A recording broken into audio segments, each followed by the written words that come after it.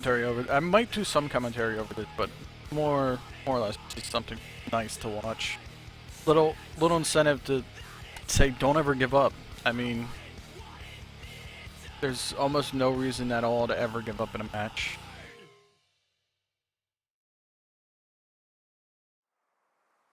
17.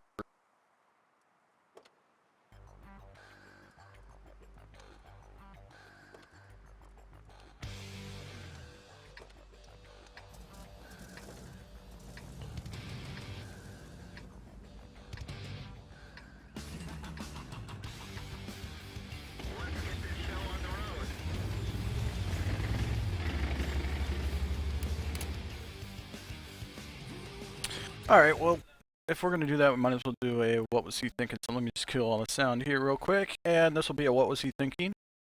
For the Grille 15 on the map of Airfield, we're going to actually see why it's so important to actually keep fighting, guys. Keep your wits about you.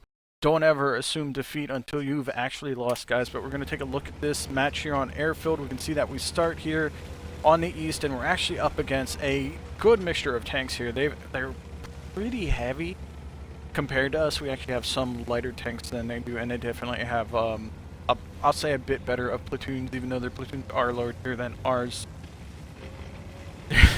Sweet. So we're going to come up here, and as always, I say, hey, make sure to communicate and cooperate. And as always, we'll get a smart-ass comment like, are you like new to this game? But here I am, just typing back the guy. I have been here since beta. Just so you guys know, I am all about teamwork. We're gonna take a look here real quick. Just look at what is around us. We have nobody sitting back here, which typically usually see people playing the Grille sitting back like this, sitting back this far. But that's not my style. We'll see very well here, and possibly in a future Scorpion match as well. That sitting back just hurts your team. We have a SU 101 back here who hasn't loaded in yet. We'll see him actually come into play a little bit later in the match. So whenever I come to this position, I always just knock down these trees first, and I backed away instinctively because one, that guy was looking right at me, and two, I was pretty sure I was lit even before the sense went off. So I came back here. I'm gonna wait until at least he goes dark, and I know that I'm gonna be invisible as well as my camo net there activated, which takes a minimum of 6 seconds, which is also the same as what your draw will be to the enemy unless they have a perk that extends that a bit. But here I am. I'm just kind of slowly peeking around, looking around these corners here, and we're going to pause it. We're going to see a steep angle shot here to this E50, but a side-on shot to this E34, and I take a quick shot at this, and it goes really low. It's just a miss, a bad miss, but whatever. But I'm going to back off again, and it's about right here that I do notice, or actually this is the first time I poke out that I noticed that there was no artillery. So no artillery means that I have free reign up here. As long as their 1390 was lit and he's not up in the northeast, or the northwest, I'm sorry, which he turns out to not be, but I don't believe he was actually lit yet. So we're going to keep going like this. We're going to do some back and forth with his T-34 here. He knows I'm here because I was lit, and this E-50 knows that I'm here, but at the same time, we got to take a look here. That's a lot of enemy tanks to our very few guys up here. We have the Centurion Action X up here on the ledge, but everybody else you see behind him is in the middle, or the south even. And we have on our minimap here, you can see we have 5 guys in the south. Not all top tier guys, but there's still a third of the team in the south. Our SU-101 has just loaded in recently, so he's not gotten a chance to deploy yet. We have 4 guys in the middle, and then the rest of us are in the north. They have a majority of their tanks in the north, which means that the south needs to really work together well and get through their south flank if we have a good chance at winning this. So here we take 50% off of this T-34, and we're just gonna wait to reload. We're not gonna press it at all. We're not baiting here. This is not a good opportunity to bait. We need to preserve as many hit points as we can. I'm gonna peek out here again real quick and pause this again to take a quick look that, hey, he's still looking at me. He's still expecting me to pop out again. He's actually showing very little for me to really hit on his tank without really exposing myself, because there's actually a good chance he can survive at least one more hit, even though my alpha is what it is with this gun. So I'm not going to take a shot at him, but I'm also sitting here realizing that I'm also not lit. So what I'm going to do is I'm actually going to try to take a shot on his turret cheek, which unfortunately just skips off because it goes a little bit too far to the right.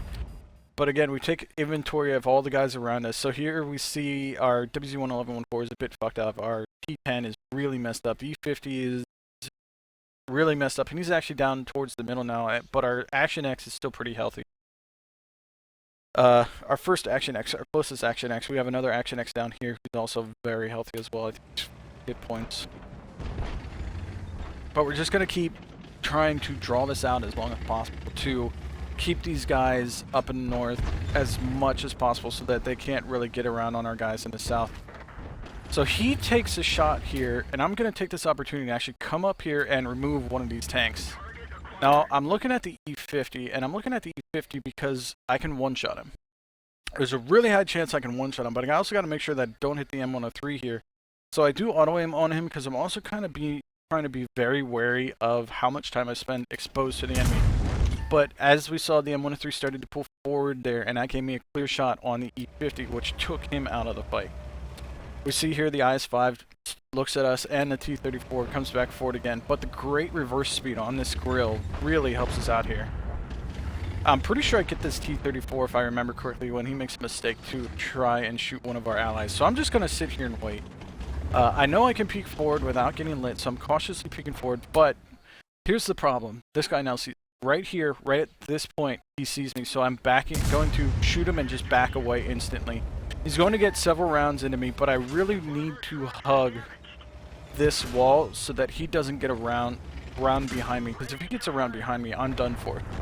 So here we are, we're about loaded, and right here we're going to shoot and kill him.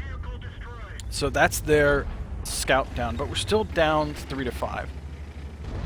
And we see here, here's that T-34 that was up over here. And I realize this, so I come out around on a little bit level plane, a little bit better level plane, and I shoot this IS-5, but unfortunately as a snapshot it only tracks him. So here we have now is the 111 is charging me, the M103 is moving to the south side, which I moved to actually take him out because he is the better target for me to shoot right now. The 111 and the IS-5, which the IS-5 had just barely started to turn towards me to come on the north side here, are trying to hunt me down. So I'm going to help out the team here by actually shooting this M103 and taking him out. And I'm going to use this position right here as my most cover as I'm reloading. I'm exposed to the STG-1 who's up here on this ridge and the T-34, but the T-34 is actually right behind the rock. And he actually has very bad shots. I mean, we'll actually see him fire here in a second. And he just clips the rock. And now we see the IS-5 come up behind me. And that was an HE round. That's something very important to pay attention to. The Allies now have this that T-34, so I'm not going to worry about him. I'm going to worry about this IS-5 back here, who is going to show enough that I should have been able to kill him, but I low roll, and he's still alive with 26 hit points. And I'm going to move in to ram him, and he right here figures out what I'm trying to do. So I'm moving up here, and he hits me again with those HE rounds that really hurt, but I instantly use my repair and my health kits to fix that, and I cross my fingers that this guy doesn't put me down. So thankfully he is using an AP round. I'm going to auto aim on him first to just get a line on him, keep my turret at him, and then I'm going to put that shot into his lower plate. But we're now moving around here. Here's this 101. If you guys were watching the mini-map, he moved up from F9 up to where he is right now. He's actually tearing into this STB-1 very, very nicely. He has the 100 mil on there, I believe, which has a great rate of fire. And as of his last shot, I decided that he's not going to need my help. So I'm just going to actually move through the middle, and my target is this JPE. I see where the JPE is right now, and I make a decision to move to the left since the mouse is still there in the middle and can still be very, very dangerous if I put myself between him and the JPE. But our 113 down here is working on this JPE. He did receive a shot from him, so here I see the actual rear end of the mouse. I'm going to fire, but it's gonna bounce. I don't know where it bounces, but it bounces.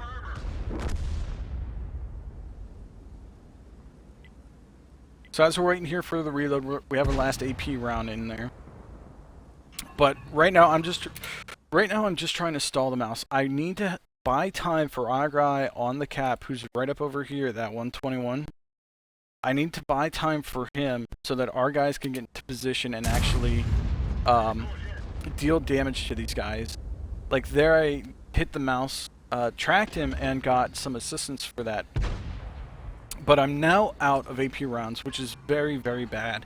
So I need to be looking for these shots up here. And this 121 actually does quite a bit of carrying here, but he kind of is really overextended. He needed to have come back and regroup with us, but we're able to actually damage these guys a lot in order to end up actually winning the match.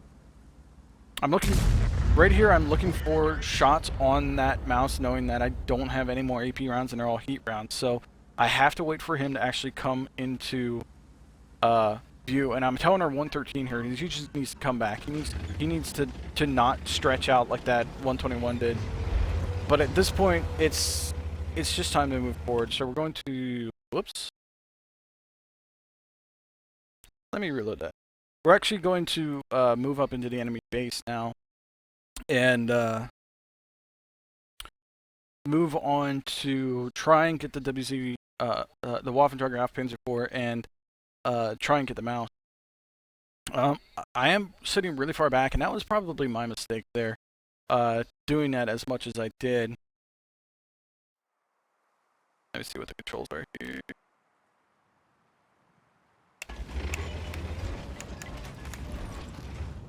Whoops. God damn. Oh, good. It reround. So I came up over the middle. Our 101's right here. He's coming up, and now he's actually the only one who can survive a hit from the mouse currently. Our 113 did get the Waffentrager off Panzer IV, and he's now currently dogfighting the mouse.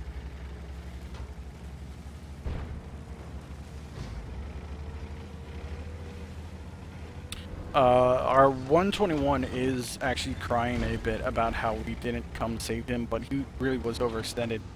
And we see here the 113 could probably kill the mouse at this point, but I do take this kill. I get a top gun, and the 113 actually says thanks.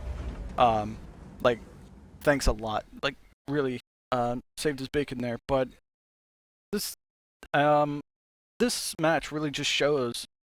Keep your head around you, know your tank, know what people are gonna be shooting at you, and expect that, and then you know, realize the limitations of your vehicle as well as some of the strengths of your vehicle. Like when we had that IS-5 that was sitting at 24 hit points, I could ram him with very little detriment to my vehicle, and just take him out. And he actually realized that too. So this was a What Was He Thinking for the Grille 15 Top Gun match, and I hope you guys all enjoyed this, and I'll see you around for the next one.